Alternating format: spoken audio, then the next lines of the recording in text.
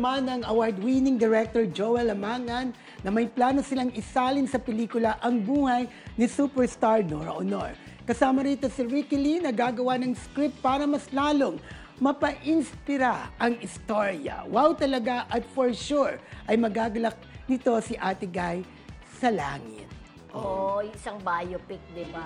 Ikaw, wala ka bang yung mabilisan na iisip kung gagawa ng biopic kay Ate Guy? Sinong gusto mong gumanap? Gumanap? Oo. Kung isa sa pelikula. Siyempre dapat, importante dito ang kulay eh. Hindi pwede. Malapit sa itsura dapat. Si Nadine Lustre, ang nakikita ko. Nakakanta naman si Nadine. Or si Maris Racal. Feeling ko okay din si Catherine Bernardo. Kasi may morena rin si Catherine. Actually, ayoko sanang pero tama, si Catherine Bernardo. Diba? Yeah. Yun. Nung nabubuhay pa si Ate Guy Mildred, napag-uusapan, actually napapasama rin ako sa meeting, napag-uusapan niya yung life story niya, di ba, na gagawin pelikula. Actually, parang 3 bahagi yun eh.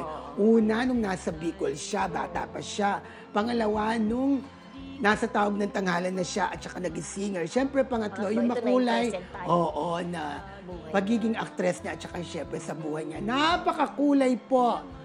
Very, very colorful, very decorated talaga ang buhay po ng ating nag-iisang superstar. Sana magawa po ang biopic niya. Pero sabi ni Crystal, sabi niya, si Laika Gairano daw. Ang si medyo Laika. malapit din kay Ate Guy. Di ba yung boses? Then in fairness, nakakakanta din si Laika, di ba? Correct. Minda Campbell, hello. Good morning ka Marisol.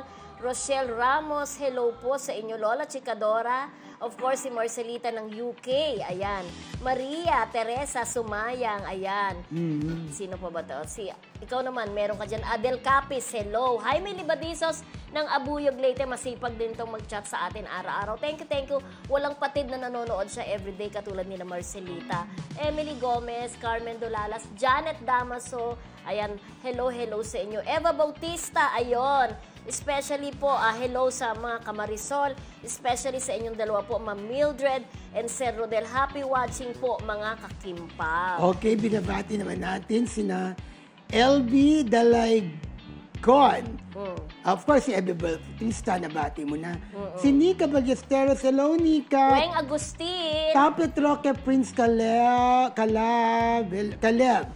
Tapet, hello. Si Nasil Hantulos.